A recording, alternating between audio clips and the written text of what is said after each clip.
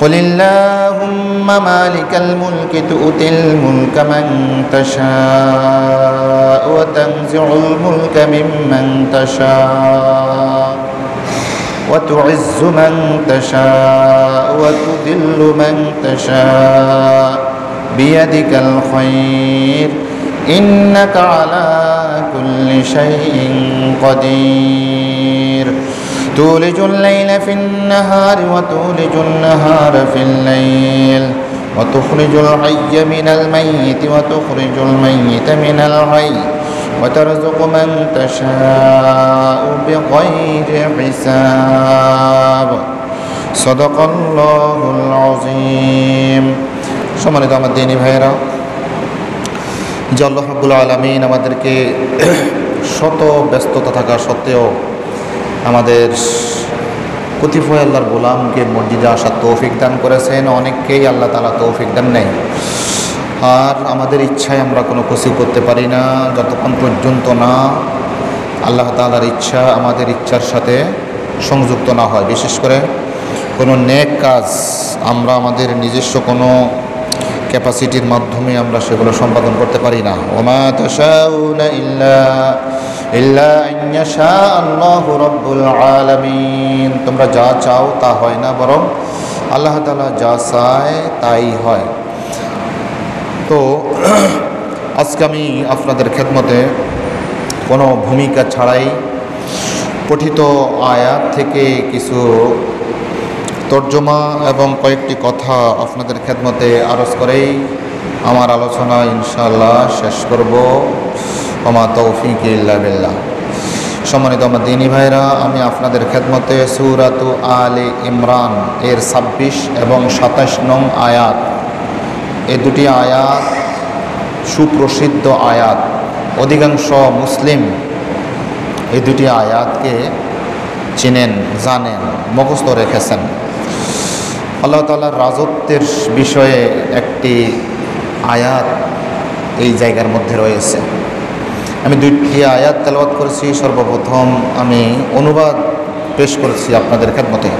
আল্লাহ তাআলা বলছেন, কুলিল্লাহুম্মা মালিকাল মুলক, হে রাসূল আপনি বলে দিন, হে আল্লাহ, হে রাজাধিরাজ, তুতিল মুলকা মান তাশা, আপনি যাকে চান তাকে রাজত্ব দান করেন, কর্তৃত্ব দান করেন, নেতৃত্ব দান করেন।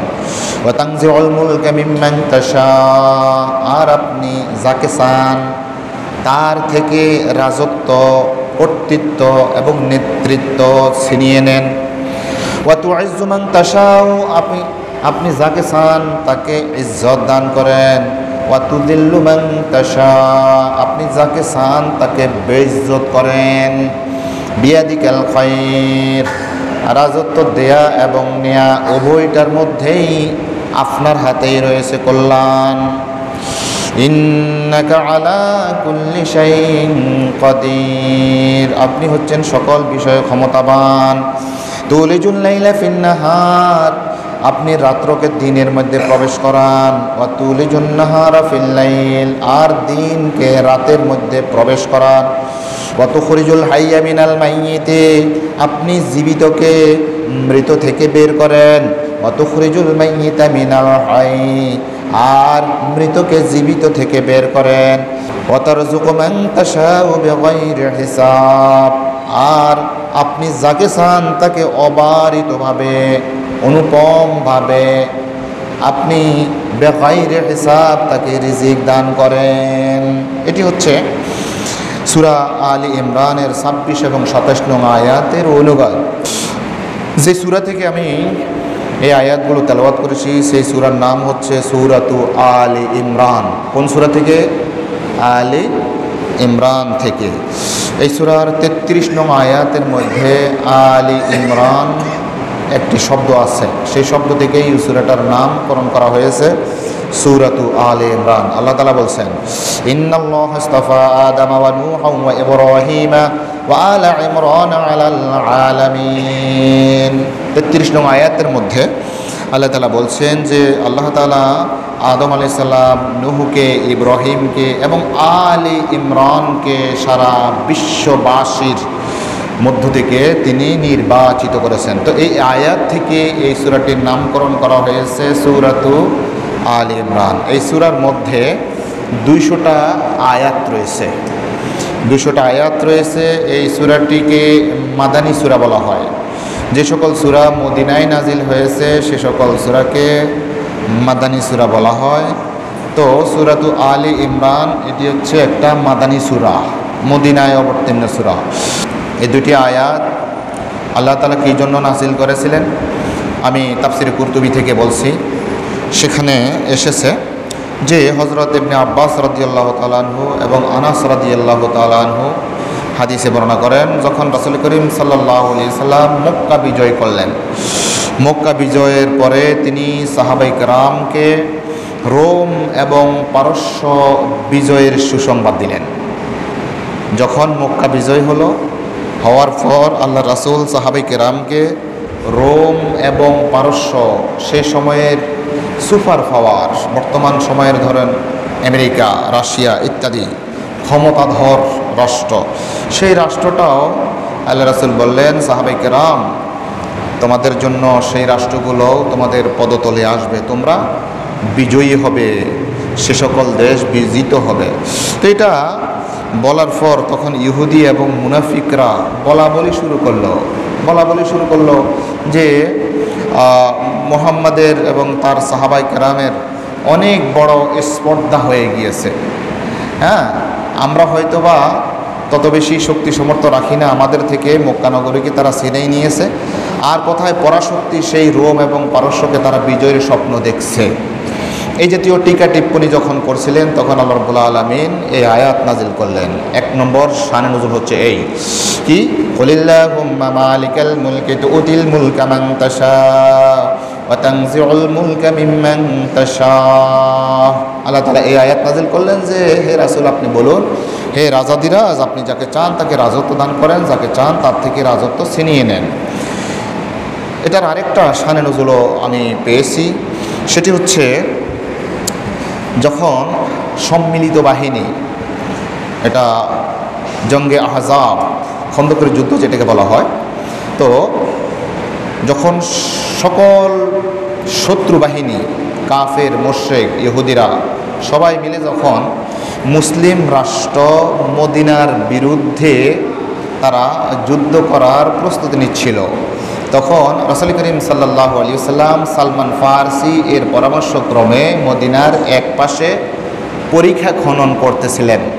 পরিখা মানে গর্ত, মদিনার 3 দিক দিয়ে সুরক্ষিত ছিল, পাহাড় বেষ্টন ছিল, পাহাড় দ্বারা বেষ্টিত ছিল। তো এক দিক দিয়ে ছিল তখন একটু নিচু, ওই দিক দিয়ে শত্রুরা এসে মদিনা রাষ্ট্রকে আক্রমণ করার একটা সম্ভাবনা ছিল।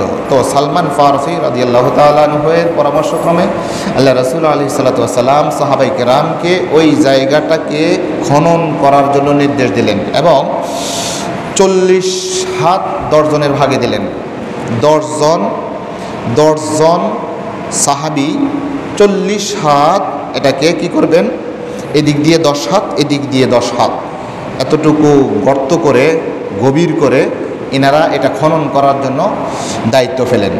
তো হযরত আমর ইবনে আওফ রাদিয়াল্লাহু তাআলা আনহু বলেন যে আমরা মাটি কাটতেছিলাম, মাটি কাটতে একটা সময় আসলো যে আমাদের সামনে একটা প্রকাণ্ড পাথর পড়লো, আমাদের কোদালের সামনে একটা প্রকাণ্ড পাথর পড়লো, যেটাকে যখন আমরা আঘাত করেছি আমাদের যে হাতুড়ি ছিল, আমাদের যে কোদাল ছিল, আমাদের যে কুড়াল ছিল, এটা ভেঙে গিয়েছে। আমরা কোনোভাবেই আর ওই প্রকাণ্ড পাথরটাকে আর ভাঙতে পারছিলাম না। তখন আমরা পরামর্শ করলাম যে আল্লাহ রাসূল আলাইহিস সালাতু ওয়াস সালামের কাছে গিয়ে আমরা এই কথাটা বলি। তো আল্লাহ রাসূল আলাইহিস সালাতু ওয়াস সালাম এটা শুনে এখানে আসলেন, এসে বললেন যে আমাকে একটা কি দাও, আমাকে হাতুড়ি দাও, আমাকে একটা কোদাল দাও। আল্লাহ রাসূল আলাইহিস সালাতু ওয়াস সালাম কোদাল নিলেন, কোদাল নিয়ে তিনি বিসমিল্লাহির রহমানির রহিম বলে, বিসমিল্লাহি আল্লাহু আকবার বলে এভাবে আঘাত করার সাথে সাথে তিনি প্রচণ্ড শক্তিতে যখন আঘাত করলেন তখন সেটা চৌচির হয়ে গেল। প্রথম আঘাতে অর্ধেক চৌচির হয়ে গেল। এই আঘাতের ফলে এমন একটা আলো জ্বলে উঠল যেমন নাকি সাহাবায়ে কেরাম বলছেন, হযরত আমর ইবনে আউফ রাদিয়াল্লাহু আনহু বলেন যে তখন রাতের অন্ধকারে বিজলি যেমন চমকিয়ে উঠে, আল্লাহ রাসূলের এই হাতুড়ি যখন মারলেন তখন এই জাতীয় একটা বিজলি চমকে উঠল। তখন আল্লাহ রাসূল আলাইহিস সালাতু ওয়াস সালাম আল্লাহু আকবার বললেন, সাহাবায়ে কেরামও আল্লাহু আকবার বলে উঠলেন। তখন আচ্ছা, এটা গেল একটা আঘাত। আরেকটা আঘাতও তিনি দিলেন। দ্বিতীয় আঘাতের সময় ওই পাথরটা একবারে চুরমার হয়ে গেল। তখনও এক ধরনের ঝিলিক মেরে উঠল, যেমন নাকি অন্ধকার রাতের মধ্যে বিজলি চমকালে যেই ধরনের আলো চমকায়, বিজলি চমকায়, এভাবে একটা আলো স্ফুলিঙ্গ এটা তৈরি হয়ে গেল। তখন আল্লাহ রাসূল আলাইহিস সালাতু ওয়াস সালাম তাকবীর দিলেন, সাহাবায়ে কেরামও তাকবীর দিলেন। তখন হযরত সালমান রাদিয়াল্লাহু তাআলা আনহু ছিলেন এই 10 জনের মধ্যে একজন। তিনি বললেন, ইয়া রাসূলুল্লাহ, আজকে আমরা এমন একটা জিনিস দেখলাম যে জিনিসটা অন্য সময় আর দেখিনি। আজকে একটা ভিন্ন ধরনের একটা জিনিস দেখেছি। কি দেখেছো? আমি দেখেছি যে এই পাথর যখন আপনি আঘাত দিলেন তখন একটা স্ফুলিঙ্গ বিজলির মতো রাতের অন্ধকারের মধ্যে বিজলি চমকালে যেভাবে আলো জ্বলে উঠে, এই জাতীয় একটা আলো দেখেছি। তখন আল্লাহ রাসূল বললেন, হ্যাঁ এই সাহাবায়ে কেরাম, সালমান যেটা বলছে তোমরাও কি সেটা বলতেছ? তখন সকল সাহাবায়ে কেরাম বললেন, ইয়া রাসূলুল্লাহ, হ্যাঁ আমরা এই জাতীয় একটা আলো দেখেছি। তখন আল্লাহ রাসূল আলাইহিস সালাতু ওয়াস সালাম বলেন যে আমি যে প্রথম আঘাতটা দিয়েছি, আঘাতের সাথে যে আলো জ্বলে উঠেছে, আল্লাহ রাব্বুল আলামিন আমাকে হীরা, মাদাইন এবং কিসরার সেই রাজত্ব, সেই প্রাসাদ আমাকে এই আলোর মধ্যে দেখিয়ে দিয়েছেন। বলুন না সুবহানাল্লাহ। এই আলোর মধ্যে আল্লাহ রাসূল সাল্লাল্লাহু আলাইহি সাল্লামের মুজিজা ছিলেন। আল্লাহ রাসূল বললেন যে আমাকে জিবরাইল আলাইহিস সালাতু ওয়াস সালাম এটা সুসংবাদ দিয়েছেন। প্রথম আঘাতে যখন আলো জ্বলে উঠেছিল, বিজলি জ্বলে উঠেছিল, তখন জিবরাইল আলাইহিস সালাতু ওয়াস সালাম আমাকে বলেছেন যে প্রথম আঘাতের মধ্যে ইয়া রাসূলুল্লাহ আপনি যেটা দিয়েছেন এটার মধ্যে আমি হীরা, মাদাইন এবং কিসরা যে বিজয় হবে অনতিবিলম্বে, এটার আপনি সুসংবাদ গ্রহণ করুন। বলুন না সুবহানাল্লাহ। এরপরে দ্বিতীয় আঘাতটি যখন দিলাম তখন যে আলোটা জ্বলে উঠেছে সেই আলোর মধ্যে আমি দেখেছি রোমের যেই লাল প্রাসাদ রয়েছে সেই প্রাসাদকে আমাকে দেখিয়ে দেওয়া হয়েছে যে অনতিবিলম্বে তোমরা সেই রোমের সেই রাজত্ব, সেই রোম দেশও তোমরা অচিরেই জয় করতে যাচ্ছ। আমাকে আল্লাহ তাআলা এই আলোর মধ্যে, আলো ঝলকানির মধ্যে আল্লাহ তাআলা আমাকে এটা দেখাই দিয়েছেন। তখন এটা যখন সাহাবায়ে কেরাম বলা বলি শুরু করলো যে আল্লাহ রাসূল আলাইহিস সালাতু ওয়াস সালাম আমাদেরকে ভবিষ্যৎবাণী করেছেন আমরা অচিরেই রোম, পারস্য, কায়সার, কিসরা এগুলো আমরা দখল করতে যাচ্ছি, মাদায়েন আমরা দখল করতে যাচ্ছি, এই কথাগুলো যখন বলতেছিল তখন মুনাফিক এবং ইহুদিরা বলতেছিল যে মোহাম্মদ কত বিশাল দুঃস্বপ্ন দেখতেছে, মোহাম্মদ এবং তার সাহাবারা কত দুঃস্বপ্ন দেখতেছে। এই তারা এখন নিজে পেটের মধ্যে খাদ্য নাই, পাথর বেঁধে তারা খন্দকের সেই গর্তগুলো খুঁড়তেছে, গর্ত করতেছে, আর তারা ওই সময়ের সুপার পাওয়ার, ওই সময়ের সুপার পাওয়ার রোম, পারস্য বিজয়ের স্বপ্ন দেখতেছে। এরা কত গাধা। আল্লাহ তাআলা তখন এই আয়াতটা নাজিল করলেন, কুলিল্লাহুম্মা মালিকাল মুলক তুতিল মুলকা মান তাশা ওয়া তানজিউল মুলকা মিম্মান তাশা ওয়া তুইজ্জু মান তাশা ওয়া তুযিল্লু মান তাশা বিয়াদিকাল খায়র ইন্নাকা আলা কুল্লি শাইইন কাদির। আল্লাহ তাআলা ওই মুহূর্তে এই সূরা আলী ইমরানের 26 এবং 27 নং আয়াত আল্লাহ তাআলা নাজিল করলেন। সম্মানিত আমার দিনী ভাইরা, আমরা যারা এখানে উপস্থিত রয়েছি আমাদের একটা পরিচয় হচ্ছে আমরা মুসলিম। আমাদের নাম হচ্ছে ইনসান। আমরা ইনসান না, আমরা ইনসান। ইনসান যে এটা আল্লাহ তাআলা কয়েকটা জায়গার মধ্যেই আমাদেরকে ইনসান বলে উল্লেখ করেছেন। ইয়া আইয়ুহাল ইনসান মা গাররাকা বিরাব্বিকাল কারীম। ওহে যারা ইনসান রয়েছে, ওহে যারা ইনসান রয়েছে, তোমাদেরকে তোমাদের মহান রব সম্পর্কে কোন জিনিস তোমাদেরকে বেখবর করে রেখেছে। আরেকটা জায়গার মধ্যে বলেছেন ফালিয়ানজুরিল ইনসানু মিম্মা খুলিক। মানুষ যেন তাকায় যে তাকে কি দ্বারা সৃষ্টি করা হয়েছে। এই জায়গার মধ্যে আমাদের একটা পরিচয় হচ্ছে, আমাদের নাম হচ্ছে আমরা ইনসান। আরেকটা জায়গার মধ্যে আমাদেরকে নাস বলা হয়েছে, কুল আউযু বিরাব্বিন নাস মালিকিন নাস ইলাহিন নাস। এই সূরার মধ্যে আমাদেরকে নাস বলে সম্বোধন করা হয়েছে। ইনসান দিয়ে সারা পৃথিবীর যত সৃষ্টি জগৎ আছে সকল সৃষ্টি জগৎ থেকে আমরা ভিন্ন হয়ে গিয়েছি। হ্যাঁ, অনেক পশু পাখি আছে, আমাদেরকে আল্লাহ তাআলা সেই পশু পাখি না ডেকে আমাদেরকে বলেছেন ইনসান। তবে আল্লাহ তাআলা আরেকটা আয়াতের মধ্যে বলেছেন যে যাদের জীবনের মধ্যে বড় কোনো লক্ষ্য এবং উদ্দেশ্য থাকবে না, তারা নামে মাত্র থাকবে ইনসান, তবে তারাও সেই পশুর মতো। আল্লাহ তাআলা বলছেন ওয়াল্লাযীনা কাফারু ইয়াতামাত্তাউনা ওয়া ইয়াকুলুনা কামা তা'কুলুল আনআম ওয়ান নারু মাসওয়াল লাহুম। যারা শুধুমাত্র পানাহার করে, তাদের জীবনের কোনো মহান লক্ষ্য এবং উদ্দেশ্য নেই, এরাও নামে মাত্র মানুষ, তবে তারা কি পশুর মতো। তবে ফেরেশতাদের সাথে আল্লাহ রাব্বুল আলামিন আমাদেরকে আরেকটা পরিভাষা ব্যবহার করেছেন, সেই পরিভাষাটা হচ্ছে খলিফা। আমাদের নাম হচ্ছে কি খলিফা। আমাদের নাম কি খলিফা। কি আমরা কাপড় সেলাই করি, ওই খলিফা পট্টি আছে যে সেটাই নাকি? হ্যাঁ, খলিফা। খলিফা মানে প্রতিনিধি। আল্লাহ তাআলা এই পৃথিবীর মধ্যে তিনি কি সৃষ্টি করতে যাচ্ছেন ফেরেশতাদের সাথে, সেই প্রসঙ্গে বলেছেন যে আমি দুনিয়ার মধ্যে খলিফা প্রেরণ করতে যাচ্ছি। ফেরেশতাদের সাথে তিনি যেই পরামর্শ করেছেন সেটি হচ্ছে এই ওয়াইদ ক্বালা রাব্বুকা লিল মালাইকাতি ইন্নী জাইলুম ফিল আরদি খলিফা।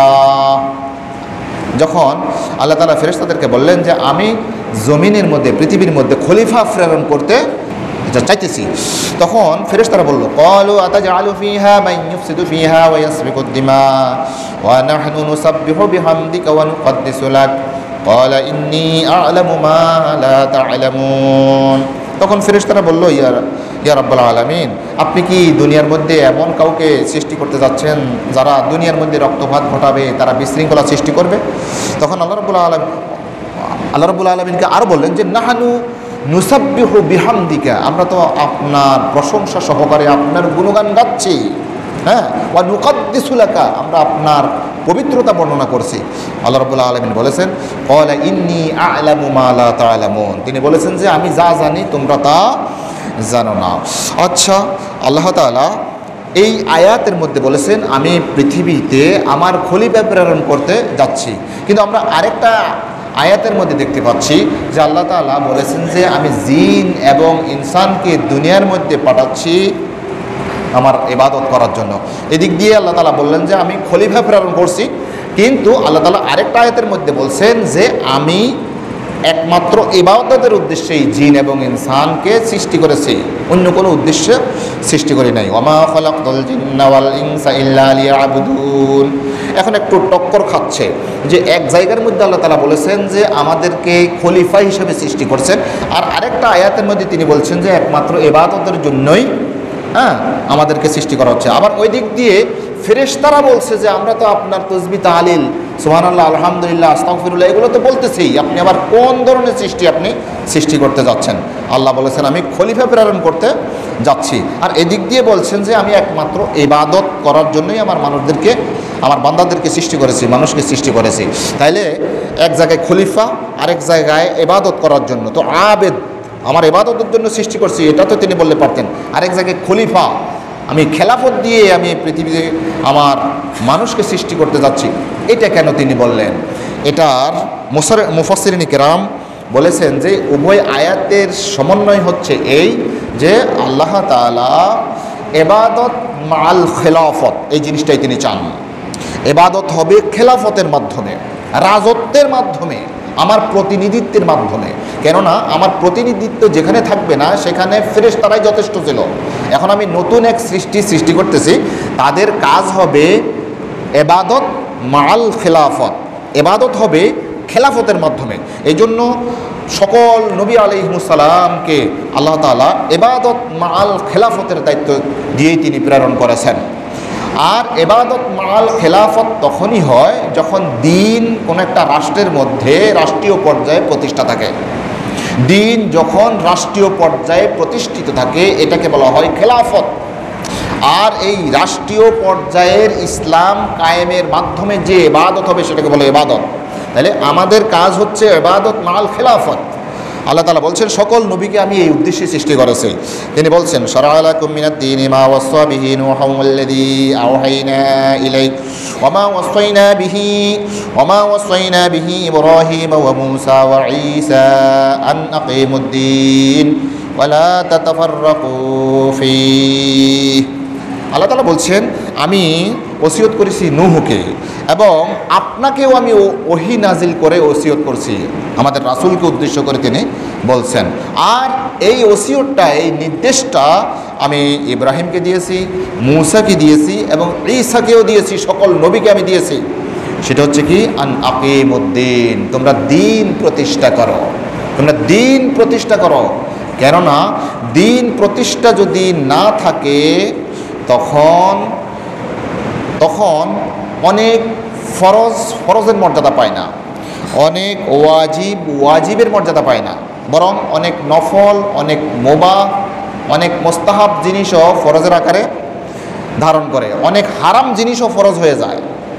যদি দিনটা যদি রাষ্ট্রের মধ্যে, কোনো এলাকার মধ্যে কায়েম না থাকে, ইসলামের যে 5টি ভিত্তি, ঈমান, নামাজ, যাকাত, রোজা, হজ, যেগুলো এগুলো সবগুলোই তো ফরজ, কিন্তু কোনো সমাজের মধ্যে, কোনো দেশের মধ্যে দিন যখন রাষ্ট্রীয় পর্যায়ে প্রতিষ্ঠিত না থাকে তখন এই ফরজগুলো ফরজের মর্যাদা পায় না, বরং এটা নফল, মুস্তাহাব বা অনেক ক্ষেত্রে এটা নাজায়েজ এটা বলে গণ্য হয়।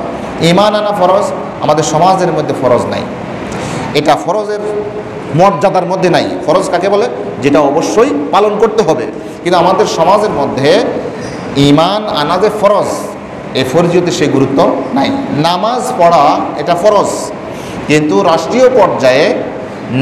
রাষ্ট্রীয় পর্যায়ে দিন কায়েম না থাকার কারণে এই নামাজটাও এখন ফরজের পর্যায়ে নেই। আমরা যারা নামাজ পড়ি, পড়ি, অনেকে মনে করে যে আমরা নামাজ পড়ি যে ভালো কাজ করতেছে, কিন্তু এটা না পড়লে যে কেমন এটা শাস্তির বিষয় আছে, ওই জাতীয় এখন কি বোঝা যায় না। তাহলে নামাজটা পড়লে ভালো, না পড়লে এটা কোনো সমস্যা নাই। আমাদের সমাজের মধ্যে নামাজটা ওই পর্যায়ে রয়েছে। এরপরে রোজাটাও ঠিক একই, হজটাও ঠিক একই। এই যে এখন আমাদের অনেকের উপর হয়তো বা হজ ফরজ হয়ে আছে, কিন্তু আমরা হজ করছি না, মানে আমাদের মাঝে রাষ্ট্রীয় পর্যায়ে দিন কায়েম না থাকার কারণে এখন আমরা এই ফরজ হজকেও এটা করলে বরঞ্চ অনেক ক্ষেত্রে মনে করি যে হজ করতে গেলে আমাদের অনেকগুলো 7 লক্ষ টাকা 6 লক্ষ টাকা নষ্ট হয়ে যাবে, খরচ হয়ে যাবে, একটা বোঝা মনে করি। এটা যে একটা ফরজ, ওই ফরজ হিসেবে আমরা এটা মূল্যায়ন করি না। এটা কিসের জন্য? রাষ্ট্রীয় পর্যায়ে দিন কায়েম না থাকার কারণে। আল্লাহ তাআলা বলছেন, কুলিল্লাহুম্মা মালিকাল মুলকি তুতিল মুলকা মান তাশাউ ওয়া তানজিউল মুলকা মিম্মান তাশাউ। হে রাসূল, আপনি বলুন, যেই রাজত্ব, যেই খেলাফত, যে একামতে দিন, আমি যাকে চাই তাকে দিয়ে আমি এই কাজটা করাই, যাকে চাই তাদের থেকে সেই রাজত্বকে আমি কেড়ে নেই। ওয়া তুইজ্জু মান তাশাউ ওয়া তুযিল্লু মান তাশাউ বিয়াদিকাল খায়র। আমি এই রাজত্ব দান করে কাউকে ইজ্জত দান করি, আর রাজত্ব কেড়ে নিয়ে কাউকে আমি বেইজ্জতি করি। বিয়াদিকাল খায়র, রাজত্ব দেয়া এবং নেয়া উভয়টার মধ্যেই আল্লাহর হাতেই কল্যাণ। সম্মানিত আমার দিনী ভাইরা, তাহলে আল্লাহ তাআলা তার রাসূলকে এই দুনিয়ার মধ্যে প্রেরণ করেছেন সেই দিনকে রাষ্ট্রীয় পর্যায়ে যেন সেই রাজত্ব, ইসলামী রাজত্ব যেন তিনি কায়েম করতে পারেন, এই জন্যই আল্লাহর রাসূলকে আল্লাহ তাআলা পাঠিয়েছেন। আর এটা সর্বপ্রথম কাজ হচ্ছে সমাজ থেকে, পরিবার থেকে যেই অনিসলামী নেতৃত্ব রয়েছে, অনিসলামী নেতৃত্বকে বা অসৎ নেতৃত্বকে বাদ দিয়ে সেই জায়গার মধ্যে সৎ নেতৃত্ব, যোগ্য নেতৃত্বকে প্রতিষ্ঠা করার জন্য আল্লাহর রাসূলকে আল্লাহ তাআলা প্রেরণ করেছেন। যেমন আল্লাহ রাসূল এই দুনিয়ার মধ্যে এসেই যেই দাওয়াতটা তিনি ওহী পাওয়ার পরেই দিয়েছিলেন, সেই দাওয়াতটা হচ্ছে লা ইলাহা ইল্লাল্লাহু মুহাম্মাদুর রাসূলুল্লাহ। এটা দিয়ে তিনি সর্বপ্রথম নেগেটিভ করে দিলেন, না আমি মানি না। কি মানি না? ওই সমাজের মধ্যে আবু জাহাল অসৎ নেতৃত্ব ছিল, উতবা, শায়বা, মুগিরা সহ কাফের মুশরিকরা, এদের অসৎ নেতৃত্ব ছিল। এই অসৎ নেতৃত্বকে হটিয়ে দিয়ে সেই জায়গার মধ্যে আবু বকর, ওমর, ওসমান, আলীর মতো নেতৃত্ব প্রতিষ্ঠার জন্যই আল্লাহ রাসূল আলাইহিস সালাতু ওয়াস সালাম সারাটা জীবন কাজ করেছেন। আর আল্লাহ রাসূল আলাইহিস সালাতু ওয়াস সালাম আল্লাহর দেয়া এই বিধানটা, আল্লাহর দেয়া এই নির্দেশনাটা তিনি কায়েম করে যেই সমাজটা ছিল আইয়ামে জাহিলিয়াতের সমাজ, আইয়ামে জাহিলিয়াতের সমাজ, সেই সমাজকে তিনি বলতে বাধ্য হয়েছেন খায়রুল কুরুনি কারনি সুম্মাল্লাযীনা ইয়ালুনাহুম সুম্মাল্লাযীনা ইয়ালুনাহুম, সর্বশ্রেষ্ঠ যুগ হচ্ছে আমার যুগ, আমার নেতৃত্ব, আমার এই কর্তৃত্ব, আমার এই রাষ্ট্র, আমার এই রাষ্ট্রটা হচ্ছে সর্বশ্রেষ্ঠ রাষ্ট্র। আর এরপরে যে সাহাবায়ে কেরামের যে নেতৃত্ব, কর্তৃত্ব এবং রাষ্ট্র ছিল সেটা হচ্ছে এরপরে তাবেঈনদের রাষ্ট্র। এই তিনটাই হচ্ছে সারা পৃথিবীর মধ্যে সর্বশ্রেষ্ঠ রাজত্ব, নেতৃত্ব, কর্তৃত্ব, খেলাফত মাআল ইবাদত। সম্মানিত আমার দ্বীনী ভাইরা, আসলে যে কোনো জিনিস আপনি সমাজের মধ্যে বাস্তবায়ন করবেন, আল্লাহ তাআলা বলছেন আমর করতে হবে। হ্যাঁ, আমরের মাধ্যমেই আসলে সমাজের মধ্যে সেই জিনিসটার কি হয়, প্রয়োগ হয়। এটা অনুরোধ এবং উপদেশের মধ্যে খুব কম হয়। আমরা যেগুলো মসজিদের এই খুতবার মধ্যে আমরা যেগুলো বলি, মিম্বারের মধ্যে যেগুলো বলি, এগুলো অনেক সময় হয় কি, এগুলো হচ্ছে ওয়াজ, এটাকে বলা হয় ওয়াজ। হ্যাঁ, ওয়াজ করার জন্য আল্লাহ তাআলা বলেছেন। তবে তিনি এক জায়গায় বলেছেন লা তা'মুরুনা বিল মা'রুফ ওয়া তানহাউনা আনিল মুনকার, তোমরা সৎ কাজের আদেশ করবে এবং অসৎ কাজ থেকে নিষেধ করবে। এই সৎ কাজের আদেশ এবং অসৎ কাজের নিষেধ, এই কথাটার ভিতরেই নেতৃত্ব এবং কর্তৃত্বের জিনিস আছে। হ্যাঁ, নেতৃত্ব, আল্লাহ রাসূল এসে যেভাবে আবু জেহেলকে নেগেটিভ করে দিয়েছেন, ওই জায়গায় আবু বকরের মতো মানুষকে প্রতিষ্ঠিত করেছেন। ঠিক তা'মুরুনা বিল মা'রুফ ওয়া তানহাউনা আনিল মুনকার, এই কথাটার ভিতরেই সেই জাতীয় সমাজের মধ্যে যত অসৎ নেতৃত্ব আছে, সকল অসৎ নেতৃত্বকে বাদ দিয়ে সৎ নেতৃত্ব প্রতিষ্ঠার কথা এই আয়াতের মধ্যেই আছে। যখন কোনো দেশের মধ্যে অসৎ নেতৃত্ব থাকে, তখন আপনি দেখবেন লোহার বদলে সেখানে বাঁশ ঢুকানো হবে। যেখানে যেভাবে বরাদ্দ হয় সেখানে সেভাবে কাজ করা হয় না। আপনার পকেটের মধ্যে যে টাকাটা থাকার কথা ছিল, ওই টাকাটা চলে যাবে সিস্টেমে আপনার নেতার কাছে, আপনার ওই অসৎ নেতৃত্বের কাছে। অনেক বড় একটা প্রতিদান, অনেক বড় একটা বাজেট থাকবে কোনো একটা এলাকার জন্য, কিন্তু সেটা আস্তে আস্তে অসৎ নেতৃত্বের কারণে তারা নিজেরা পকেটের মধ্যে ঢুকাবে এবং আপনার কাছে আস্তে আস্তে সেটা একবারে বৃষ্টির ফোঁটা, বদনার যে ফোঁটা, লোটার যেই টপ টপ করে যেটা পড়ে, সামান্য একটু বিন্দু আপনার কাছে আসবে। আর যদি আমাদের সমাজের মধ্যে সৎ নেতৃত্ব যদি থাকতো, হ্যাঁ, সৎ মানুষগুলো যদি থাকতো, তাহলে কিন্তু আমাদের সমাজটা আল্লাহ রাসূলের যেই সমাজটা ছিল খায়রুল কুরুন, সেই সমাজটা কিন্তু এখনও হতে পারে। ওইভাবে যদি সৎ নেতৃত্বের মাধ্যমে যদি আমাদের রাষ্ট্রটা পরিচালিত হয়। অনেকে বলেন যে আল্লাহ তাআলা বলছেন কোনো একটা এলাকার মানুষ যদি ঈমান এবং আমলে সালেহ যদি সম্পাদন করে, তাহলে ওই সমাজের মধ্যে অটোমেটিকভাবে আল্লাহ তাআলা ইসলামী রাষ্ট্র প্রতিষ্ঠা করে দিবেন, সৎ নেতৃত্ব প্রতিষ্ঠা করে দিবেন। যেমন ওনারা দলিল দিতে গিয়ে বলেন, ওয়ালাকাদ কাতাবনা ফিজ জাবুরি মিন বাদিয যিকরি আন্নাল আরদা ইয়ারিথুহা ইবাদিয়াস সালিহুন। সূরা আম্বিয়া 105 নং আয়াতের মধ্যে আল্লাহ তাআলা বলছেন যে আমি এটা জাবুর কিতাবের মধ্যে লিখে দিয়েছিলাম যে সারা পৃথিবীকে রাজত্ব করবে, সারা পৃথিবীকে নেতৃত্ব এবং কর্তৃত্ব দিবে যারা আমার সালেহ বান্দা রয়েছেন। সালেহ বান্দা যারা রয়েছেন তারাই আমার এই পৃথিবীর রাজত্ব তাদের হাতেই থাকবে।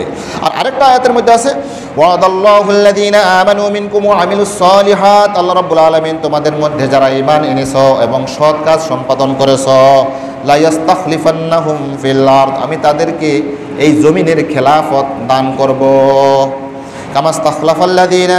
কামাস্তাখলাফাল্লাযীনা মিন ক্বাবলিহিম, যেভাবে তাদের পূর্ববর্তীদেরকেও আমি জমিনের খেলাফত দিয়েছিলাম, রাজত্ব এবং নেতৃত্ব কর্তৃত্ব দিয়েছিলাম।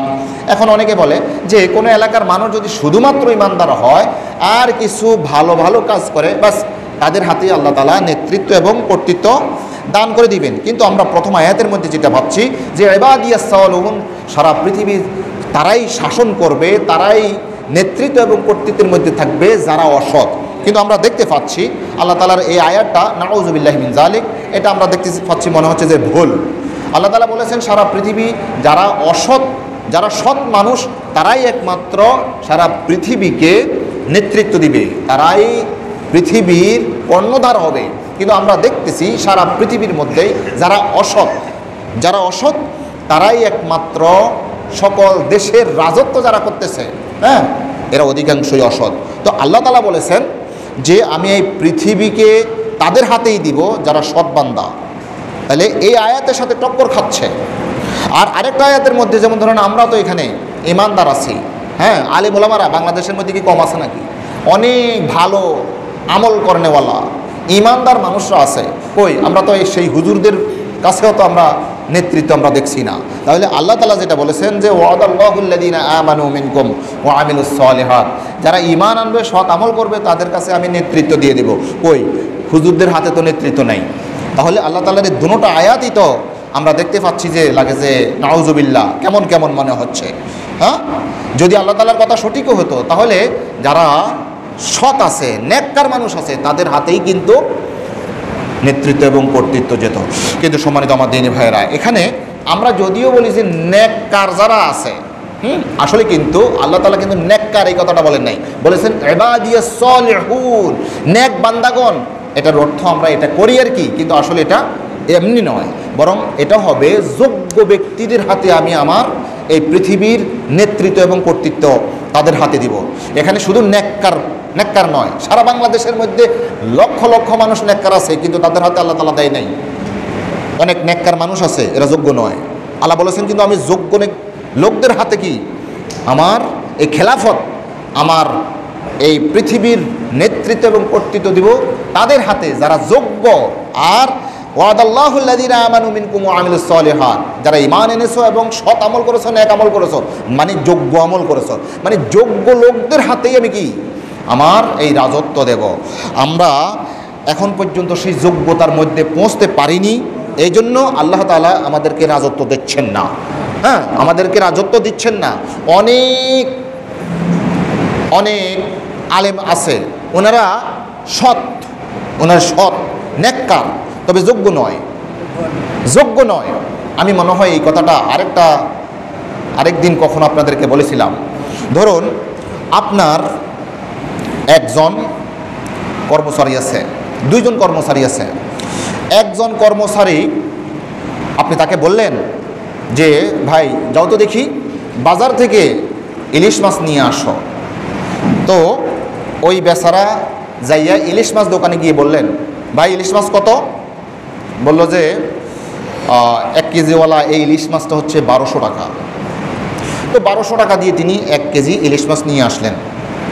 আনার পর যখন কুটার সময় দেখা যাচ্ছে যে দায়ের সাথে কাঁটা থেকে যাচ্ছে, মানে এত নরম, এত ফসা এই ইলিশ মাছটা নিয়ে এসেছেন।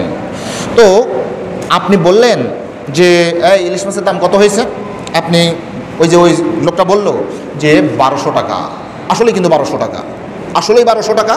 ইনি কিন্তু একটা টাকাও কিন্তু 2 নম্বরই করে নেই আপনার সাথে।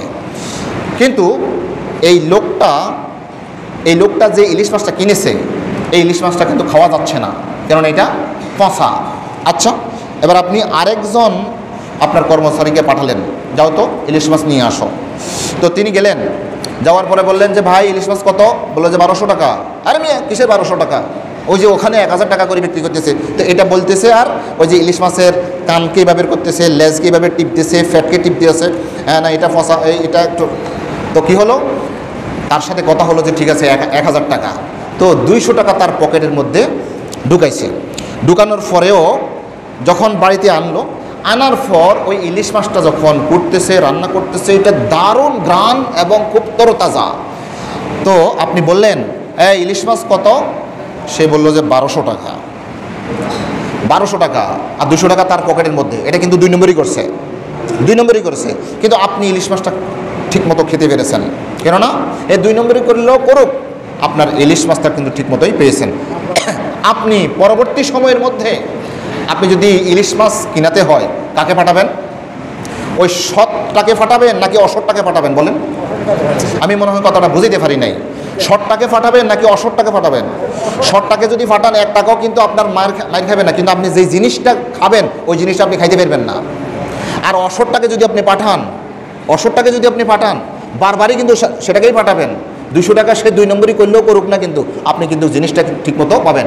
আজকে সারা পৃথিবীর মধ্যে আমরা হুজুররা কিন্তু সৎ আছি, কিন্তু আমাদেরকে খায় না, কারণ আমরা যোগ্য নই। আমরা যোগ্য হলে এভাবে ওই যে ইলিশ মাছটাকে টিপে চাইতাম। আর এই অসৎ এ কিন্তু ঠিক মতোই যোগ্যতার সাথে কিন্তু ঠিকটাই কিনে এনেছে, 200 টাকা মাইলে মারছে আর কি। এই জন্য আমাদের সমাজ ব্যবস্থার মধ্যে আমরা তাদেরকেই নেতা বানাই যারা 2 নম্বর। আচ্ছা দেখেন, এই সৎ মানুষটা যদি যোগ্য হইতো তাহলে সোনায় সোহাগা হইতো না, আপনার 200 টাকাও বাঁচতো, আবার সঠিক মাছটা সে কিনে আনতো, এমনটি হইতো না। সম্মানিত আমার দিনী ভাইরা, তাহলে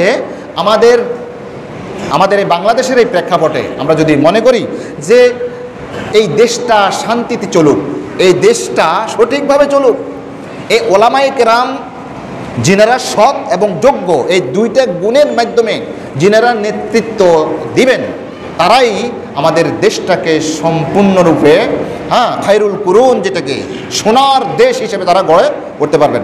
আর যদি এই হুজুররা যদি ওই পর্যায়ে যদি না যায়, তাহলে আমাদের মধ্যে যারা ওই 200 টাকা রডের বদলে যারা বাঁশ দেয়, এরাই আমাদেরকে আমাদের প্রতিনিধিত্ব করবে। আমরা অনেক সময় তারা কিন্তু অসৎ, কিন্তু যোগ্য, অসৎ তবে যোগ্য।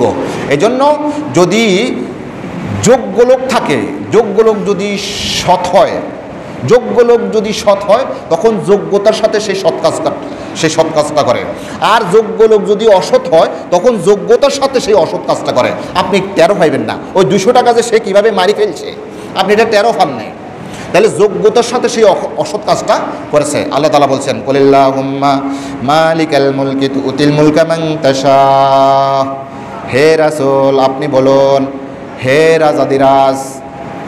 রাজাদিরাজ তুতিল মুলকা মান তাশা, আপনি যাকে চান তাকেই আপনার রাজত্ব দান করেন।